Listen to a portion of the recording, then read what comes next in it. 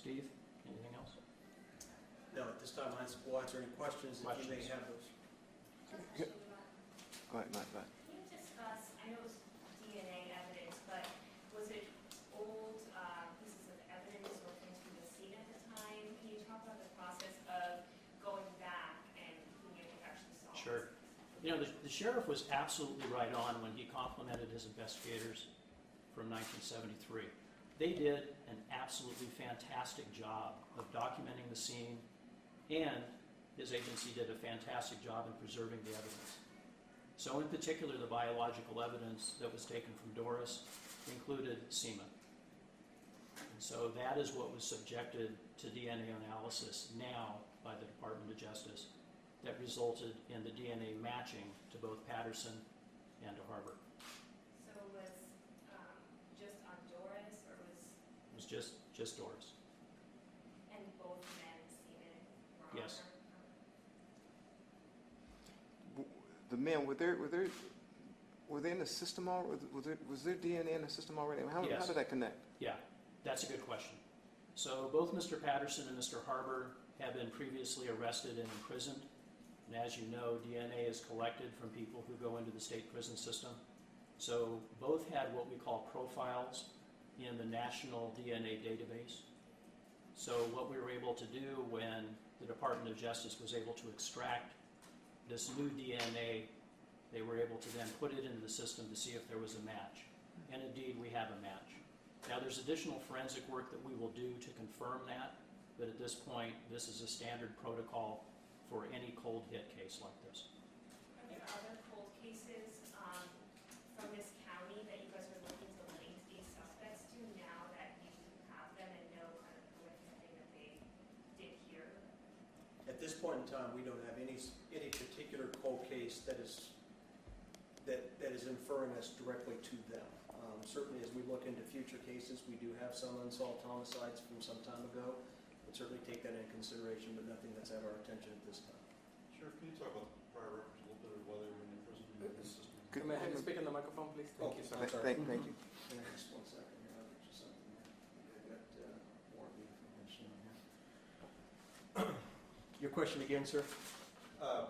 You mentioned there, well, I think the DA mentioned they're prior in the system already, because of priors. Can you walk us, why were they in prison the first time around? Right. The DNA evidence for Mr. Harbor was in the system from a 1997 drug arrest, felony drug arrest, and in addition to a 2003 felony conviction for some drug offenses in Sutter County. Mr. Patterson, DNA evidence was in the system. He was involved in a 1976 arrest of two rape charges in Butte County. He was convicted of those in 1980 and did do time in prison for those two rape charges.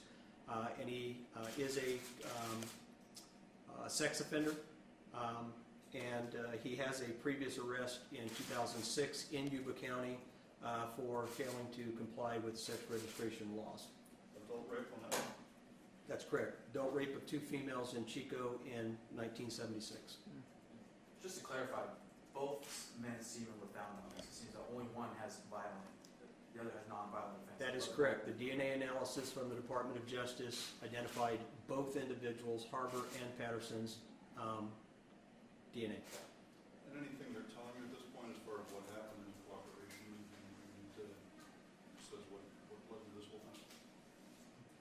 I think we're way too early in the investigation to actually comment about anything. Now remember, both individuals were just taken into custody this morning. So there's a process that goes through in terms of a booking and then contacting individuals if they wish to be interviewed. So we're not really at that point yet. Can you say what their reaction was this morning when they were arrested? Having not been on scene, I can't tell you. Okay. Don't know. And you mentioned that one a little bit on the reaction of families. Can you walk us a little bit through that when you did? You know, we had members of both the Derryberry and the Lane family meet with the sheriff, myself, other members of the prosecution team, and Yuba County victim witness this morning in my office. And there's a wide range of people in the family. We obviously have some folks who are elderly that have waited for something for 43 years for an answer as to what's happened with their kids. We have younger members of the family. We even had a grandchild there, a little girl. She was about 4 years old. So, I mean, there's a wide range of emotions, I can tell you. Overwhelmingly, I think the older people that we were talking with had a sense, as they said, one of them said closure.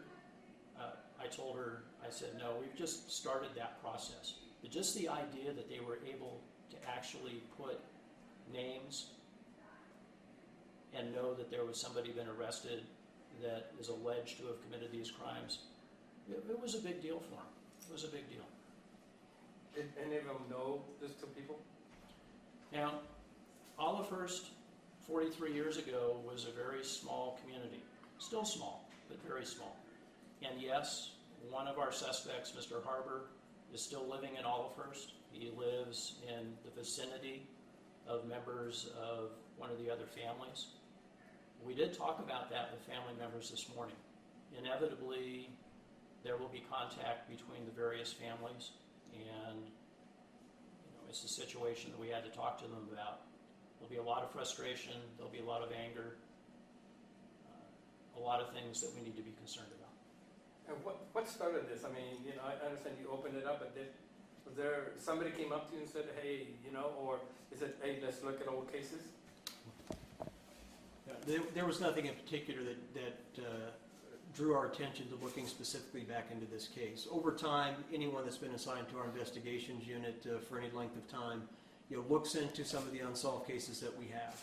And this was one in particular that one of our investigators had a bit of free time and really looked very closely at this case and identified that, hey, we should send some things off and see what it might yield for us. And we've shared with you what that yielded.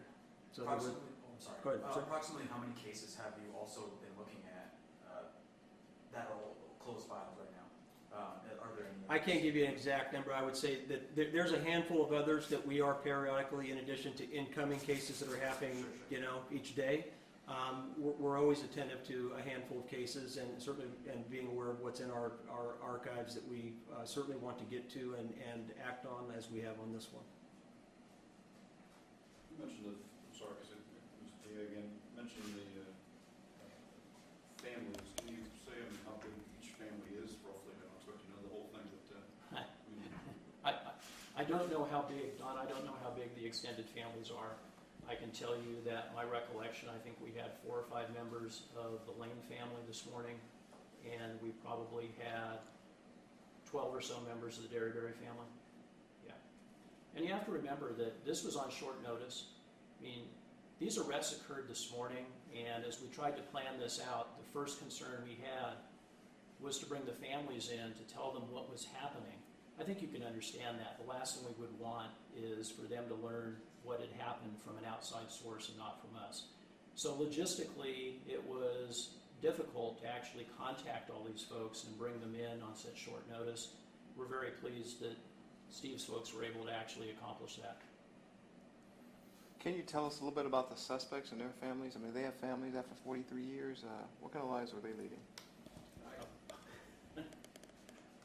I don't know that I can speak to the extent of the family of the suspects. I know that Mr. Patterson has family members that are in the Oakhurst, Oklahoma area that reside in the vicinity of where he was residing and was arrested this morning.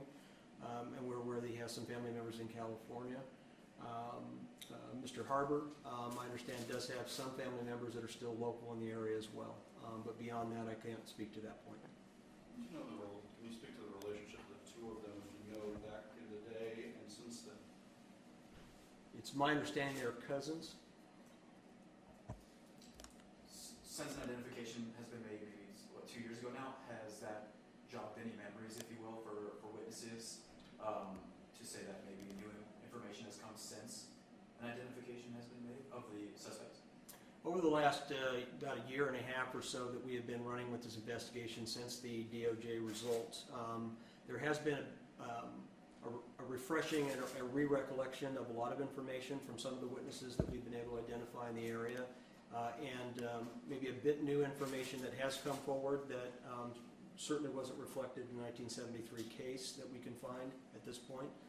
So there's been a bit of new evidence that has come forward, but a lot of re-recollection of information from the past. So.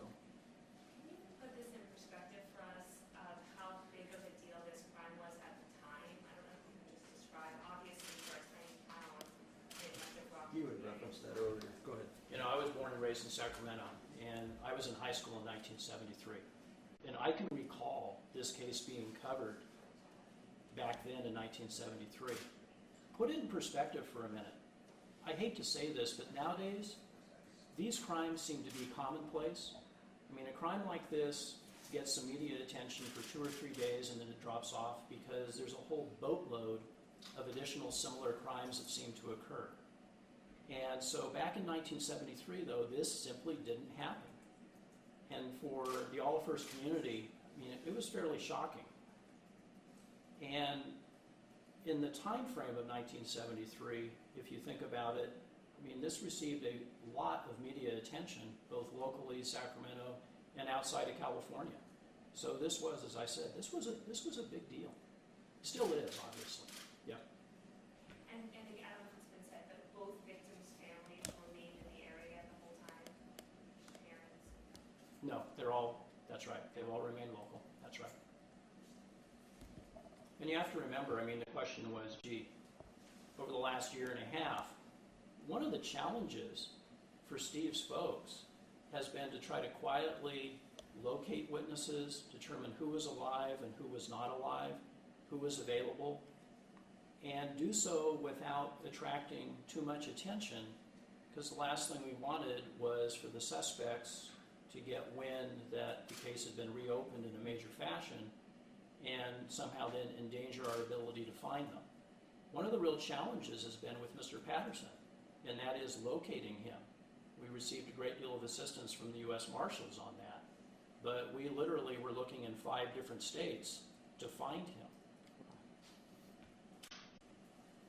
Was there any indication that they knew this was being investigated at the time? I mean, maybe the guy was farther away, but locally? No. You mentioned earlier that they were cousins. I mean, did they, any reconstruction of that time of their lives as far as that they were also hung out together or whatever you'd say on that, if anybody knows at this point? I don't know that we really know. I mean, we clearly know that back in 1973 they had a close relationship. Somewhere along the way that certainly seemed to have dropped off. We don't have any current information to indicate they have had ongoing contact with each other, and we can't tell at what point they had even last communicated with each other.